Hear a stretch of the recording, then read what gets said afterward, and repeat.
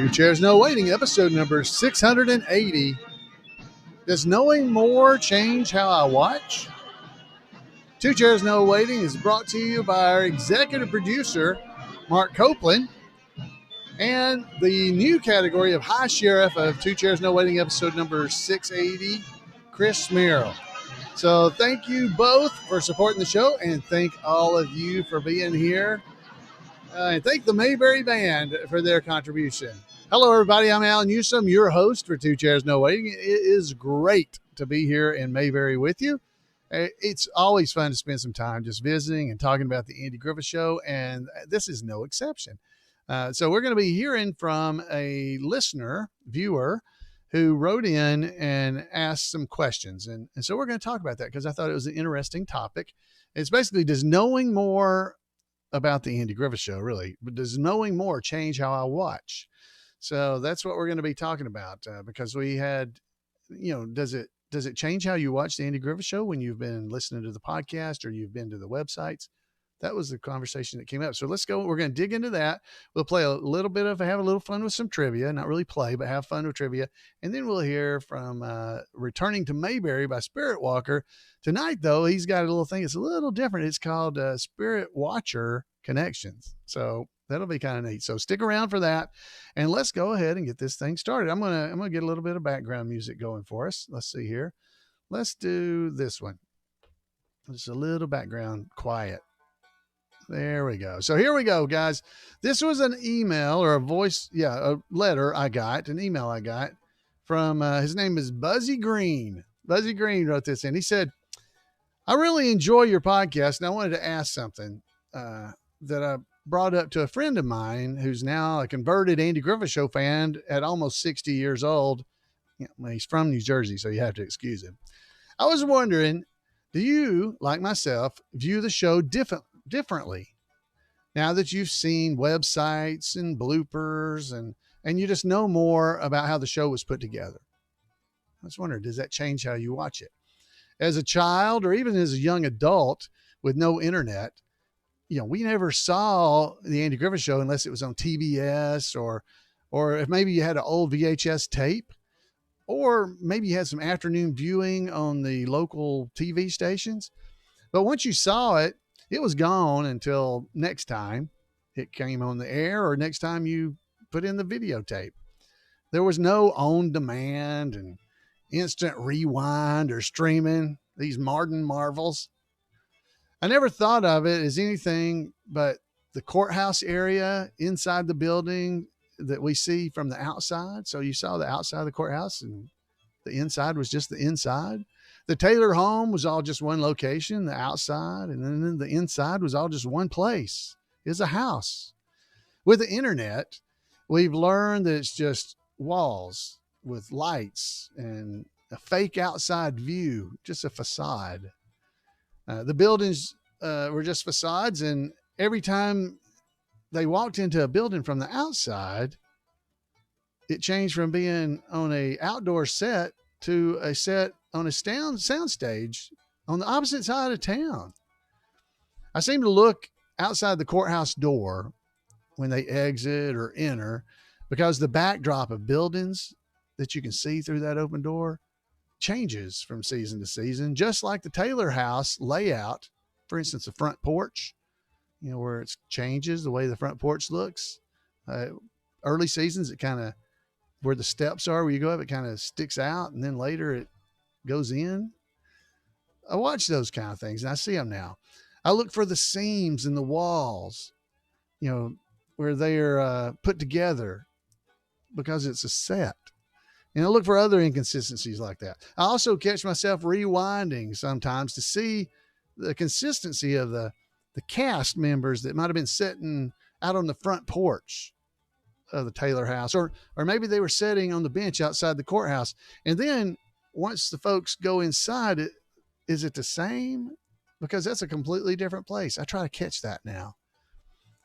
If you can check out like the first episode, I swear, now this is Buzzy, I think when they were in Opie's room after his bird was missing, remember that? You could see his dresser was on wheels. I swear I think I could see that. I assume only as a part of a quick switch so they can move things around on the soundstage easier, that maybe they had them on wheels. I know, sounds like I need a hobby. Still, I watch every day and I can't get enough of Andy and Barney. It just seems to be always, I just seem to be always looking for the story behind the story. I have Mayberry days on my bucket list, either this year or next year, as we live in South Carolina. And finally, have you ever done a show about the manicurist episode? There's a YouTube video all about how it was made with the shots inside the barbershop and going on and then outside and coming in. And it's pretty complicated to pull off. So this is an email from, he says, thanks, Buzzy Green. All right. So Buzzy, let's go through some of this stuff. So for me, it doesn't take away my enjoyment whatsoever of the show. The show is an amazing thing to watch for me. And I hope when I point out a lot of these things that it does not take away from anyone's enjoyment of the show. Because for me, I've watched the Andy Griffith Show a long time, and those little things like that just add interest to me. But it doesn't keep me from just also being able to just watch an episode. I will admit there are times I watch an episode looking for those exact kind of things that you're talking about. I look for the wrinkles in the carpet in Andy's house, that there's wrinkles. Couldn't see those things back in the day when you did have VHS tape. For you young people, it's a giant cassette tape. You don't know what those are either. Let's see. It's a big tape that you could put into a machine that would play whatever was recorded on it. Kind of like a DVD, but not near as good. Or a CD even. It wasn't near as good as that. But you couldn't see the detail back then, because back then we had standard definition TV. Again, kids, ask your parents or grandparents. But you had standard definition. You couldn't see everything. And now we've got these great DVDs that you can get, or even the streaming from different streaming sites that we've been lucky enough to have, the Andy Griffith Show, where you could see all kinds of details on the walls. You could see wrinkles in the carpet where, because I hope this doesn't bother you, but it wasn't real. It was a set. And so they put the carpet down and then they would take it up to move things around, have other things filmed there. Then they'd put it back. So it wasn't always perfect. And you could never tell that before, but you can now. As I was saying, though, that doesn't take away from me, because I can just sit down to watch the show and watch it for pure enjoyment. And then other times I watch it and I'm looking for little things that are different, or little things that were continuity issues. And those are fun for me if I catch one. It's fun. So hopefully that's the same way with you. Now that was his question, though. I'd like to hear from you guys that you're watching this. What do you think? So this is Buzzy's. His opinion was, do you watch it different? And I guess sometimes I do and sometimes I don't. To me, when I watch it just for fun, I don't even think about that kind of stuff.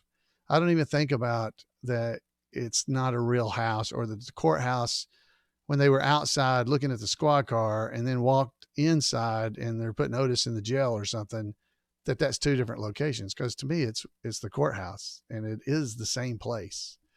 But, I obviously know that they filmed it that way because I've been taught that over the years, but I don't think a lot about it. It's just the, I just don't.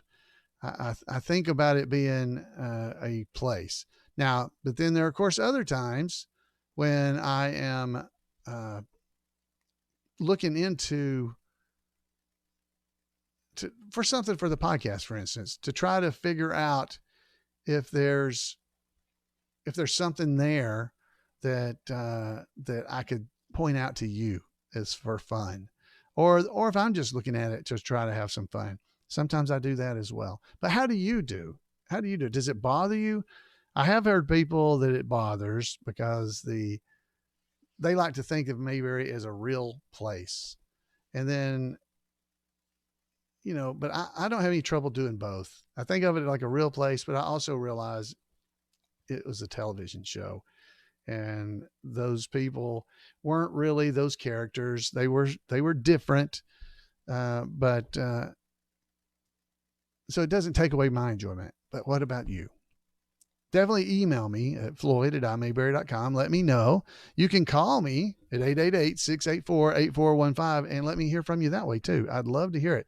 Now, he did mention, he said here at the end, finally, have you ever done a show about the manicurist episode that's on YouTube, all about how it was made? You know, there's one on YouTube that's all about how it was made with all the shots inside the barbershop going in and out. I don't know what episode on YouTube he's talking about, but I almost guarantee you it is episode number 518 of Two Chairs No Waiting, called Bruce Bilson 2015 interview part 2, where Bruce talked about that. Well, this, in other words, yeah, I've seen it because it was on my podcast, Buzzy, because that's where it occurred. So on that episode, Bruce discussed all the when the outside shot came in, when the manicurist Barbara Eden was getting off the bus, and all the men came up and were looking out the window, that they were just looking out the window at nothing, because, you know, they were in the set. And then they had to go another day to the real set and then have video her with the guy standing there where you could see her coming across the street. But then when she came back into the street, into the building, that was back in the Desilu Studios area rather than at 40 Acres. So all that information is in that podcast. There's a lot of really good stuff from Bruce Bilson. If you'd like to go check it out, definitely do that. I've got a link in our show notes that is a link for all the Bruce Bilson interview pieces that we've done, because we've got a lot of those on Two Chairs. And Bruce, who is an assistant director for the Andy Griffith Show, oh my goodness, he's a fount of knowledge. So definitely go and check that out. It is amazing what all he has. So yeah, that's where that came from. I do believe Bruce Bilson 2015 interview part 2. So of course you want to listen to part 1, 2, 3, 4. You want to listen to them all to get all the information, so that you don't miss out on any of the great information that's out there. And man, there's just a lot. There's so much. But if you go to that tag that will be in the show notes, you will be able to go directly to see all Bruce Bilson's stuff. And so hopefully you'll be able to check that out. All right. So that is my conversation tonight. Does the way you watch change the more you know? Does it? I don't know. I don't think it does for me, not normally, but I do enjoy catching those little things. I do really enjoy that. So, all right, let's see. We need to go and play some trivia. Oh, but first, before we go and play some trivia, I need to go ahead and I'm going to go ahead and play the music for it, though. This is our trivia music. And the trivia is brought to you by Weaver's Department Store. That's right. Weaver's Department Store is the sponsor of Two Chairs No Waiting. And if you have never been there, it's a real store. Please understand it's real. WeaversDepartmentStore.com. Head over there and check it out. They got some great stuff. You can get a Mayberry Patrol Car emblem embroidered hat. And these are great little hats. I love these baseball hats. Check that out and get you one. It's got the squad car emblem that's on the side of the squad car door right there on the hat. It's a great thing. There are also stickers and other things you can get that are associated with that. You can even get a Christmas ornament if you'd like one. And while you're over there, you might want to check out Aunt Bee's Mayberry Cookbook, the hardcover edition. Mother's Day is not far off, guys. It's a great time to go ahead and get this. It came out in 2020, but maybe you hadn't gotten it yet, and they won't be around forever because these books tend to go out of print. So make sure you order and get you an Aunt Bee's Mayberry Cookbook hardcover edition. And now let's play some trivia. Woohoo! So this is kind of just for fun. We're not doing play-in trivia, really. We are just having some fun. So last week, the last question I asked last week was, does Briscoe Darling play the guitar? The answer was false. Y'all remember that? Now, we don't know for sure he didn't play the guitar, but we never saw him play the guitar on the show. He did give Andy a guitar and said, this one's got 5. Just let your thumb hang free and enjoy the music. So maybe that was his guitar, but we don't know that. All right, here's our first question. Who said, boy, this is going to be a hard one if you don't get it. Who said got time to breathe, got time to music for music? Who said got time to breathe, got time for music? Oh my goodness. I'm not even going to give y'all hardly any time on this one. If you don't get it, you're in trouble. You're in trouble. Who said got time to breathe, got time for music? The answer is got time to breathe, got time for music. It was Briscoe. Yeah, Briscoe Darling. So you had to have gotten that one. All right. If you hadn't gotten it, there are 679 episodes of this podcast you need to go and check out. And 249 episodes of the Andy Griffith Show, too. All right, number two. What town? Oh, this is a hard one. What town had a poodle trimmer? I don't know the answer to this. Well, I do because I'm reading it, but I don't know it. I didn't know it. What town had a poodle trimmer? Checking out the chat room, see if anybody throws in this one. What town had a poodle trimmer? Oh, this is a hard one. I don't see anybody guessing these. All right. So the answer is what town had a poodle trimmer? I see some people that think they're guessing. The answer is Mount Pilot. That's right. Mount Pilot. We had some people guess because in the chat room, they actually said Mount Pilot with a question mark. No confidence in their answer at all. All right. So that was number two. It was Mount Pilot had a poodle trimmer. I didn't know that. All right. Charlene Darling had a crush on what Mayberian? Charlene Darling had a crush on what Mayberian? All right. Do y'all know this one? This is not too bad. All right. Charlene Darling had a crush on what Mayberian? It was Andy. Yeah, it was Andy. Andy's who she had a crush on. You've been awful good preserved. So, okay. What was this? Number four. Opie sold all of his miracle salve. Opie sold all of his miracle salve. True or false? True or false? Opie sold all of his miracle salve, which you can purchase at Weaver's Department Store if you'd like to. Miracle salve. We do have it. It's good stuff. Okay. True or false? Opie sold all of his miracle salve. The answer is that's false. He did not sell all of his miracle salve. Okay. So I have to skip the next question because this is what it is. Opie and his friends tried to win a pony by selling what? I'm not going to give you that question because it was miracle salve. Miracle salve. All right. So what are we on? Number 5. Number 5. Who bit the ends off Barney's snow cones and drank all the syrup? Oh, that's a good one. I like that one. Who bit the ends off Barney's snow cones and drank all the syrup?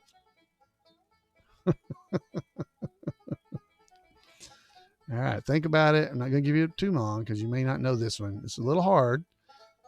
Who bit the ends off Barney's snow cones and drank all of the syrup?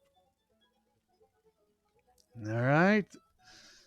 So the answer is, the chat room said some girl did it, but that's not good enough. Big Mod and Judd and Jelsic got it right in the chat room.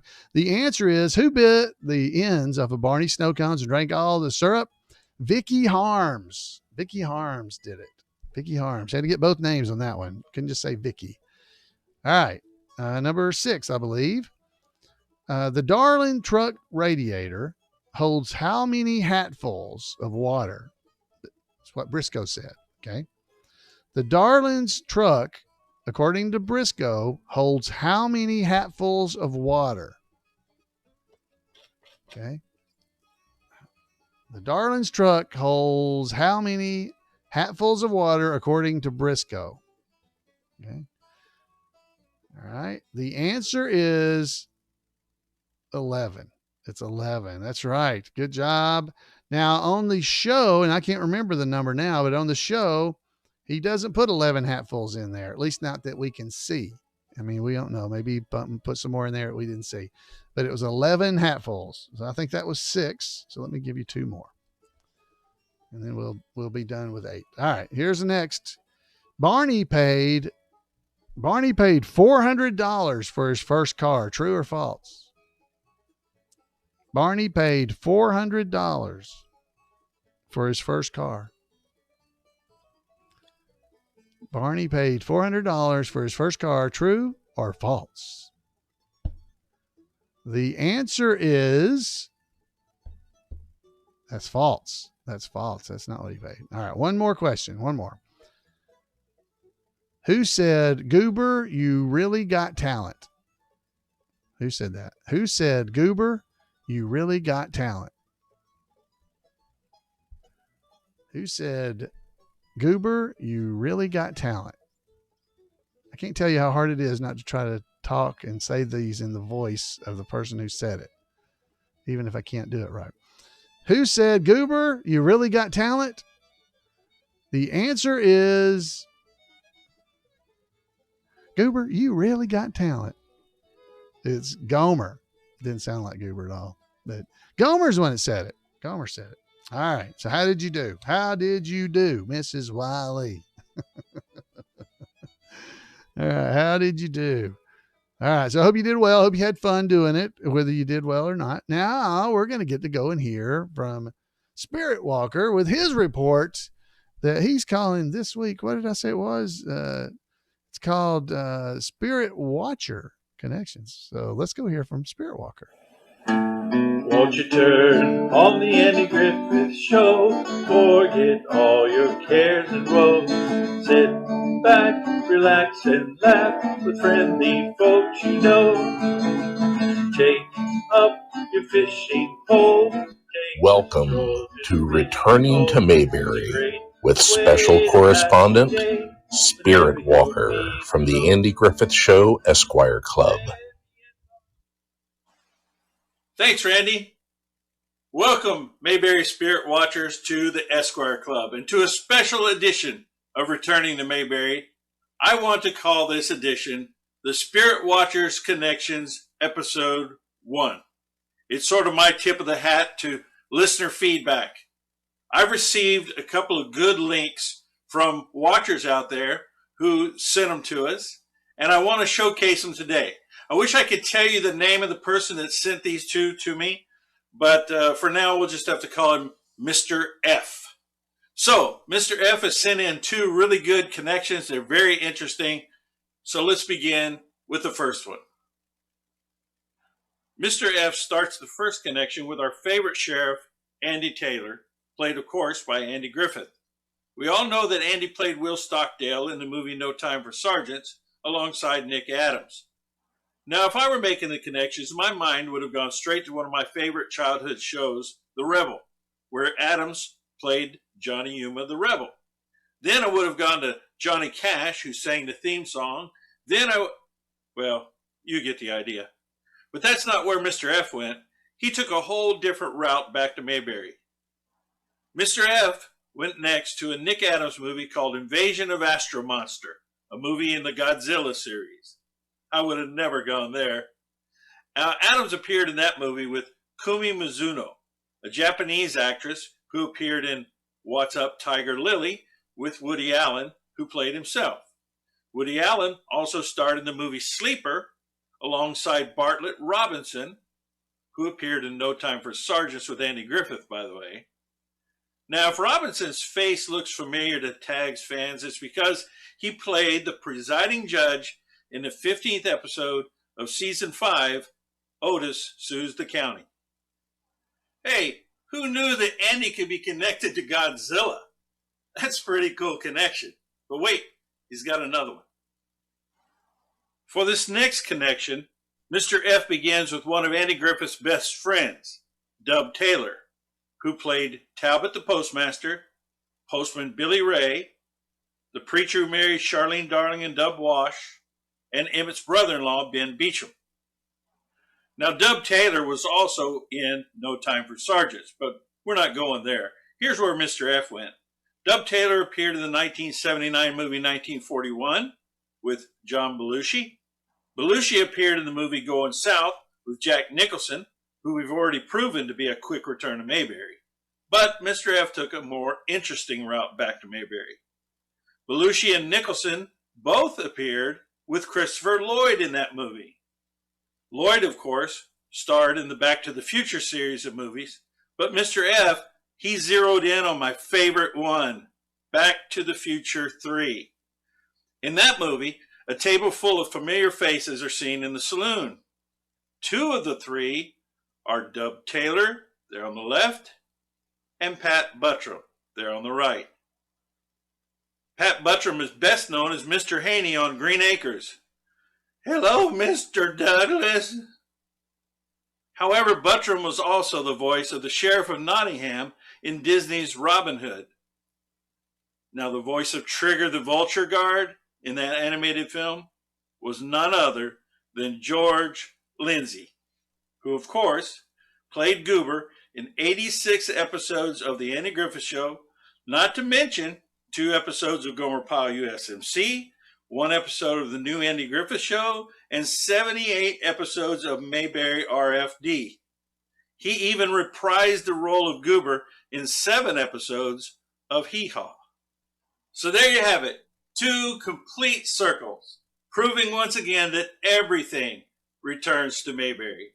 Thank you, Mr. F. I really enjoyed those connections. And if you have your own connections, drop me a line at the Andy Griffith Show Esquire Club, and I'll be glad to showcase them on an episode.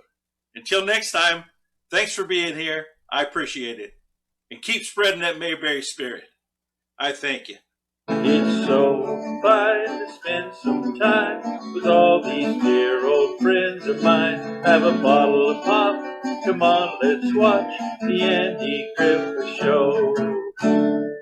All right. Great job, SpiritWalker. And that was fun, Mr. F. Thanks for doing those. He was making those comments over on our YouTube channel. So you can check us out on YouTube as well. But that's where he's making those comments. But if you want to make sure you don't miss out on what SpiritWalker's doing, you can join him over on Facebook.com/groups/TAGS Esquire Club. That's a Facebook group he runs, and you can go and check out what he's doing over there. And great job. That was a lot of fun. We got 2 tonight, 2 connections. So that's even better. So folks, I hope you're having a good time with this. Oh, I want to mention, I mentioned to SpiritWalker, I said, well, George was on Hee Haw as Goober more than that many times. And he said, I'm only counting the ones where he was actually credited as being Goober on the show. I said, oh, okay. All right. That's fine. All right. So good. But he was on Hee Haw. I looked it up, but I don't remember, a lot of times. He was a regular cast member on Hee Haw as well. And he may not have been credited as Goober, but he was almost always dressed like Goober, at least part of the episode. If you guys don't know, if you care, the way they filmed Hee Haw, they would film the entire season in like a few weeks, like 2 or 3, 4 weeks. They would film all the little segments. And then throughout the year, they put those segments together into hour-long episodes and then added in the musical guest.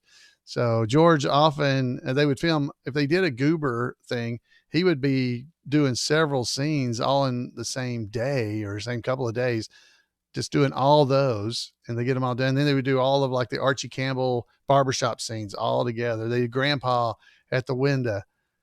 So sorry. The reason I know that is because George Lindsay told me. So I don't mean to get off from the Mayberry, but that's what it was. So, all right, guys. Hey, I'd love to hear from you. If you would, you hear from me all the time, and I'm always saying I'd like to hear from you guys because for me, that's how I know what you're thinking and how things are going. So you can give me a call at 888-684-8415, or you can email me at floyd@imayberry.com. I would love to hear from you. And I want to thank everybody who helps support the podcast.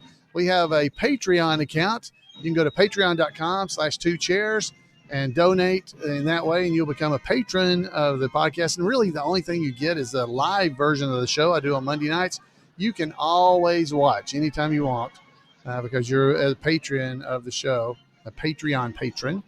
But I really do appreciate everybody that helps and donates to the podcast. I want to thank our executive producer and our high sheriff of this episode for their help. And folks, until next time, we'll see you right here on 2 Chairs. Good Good night, everybody.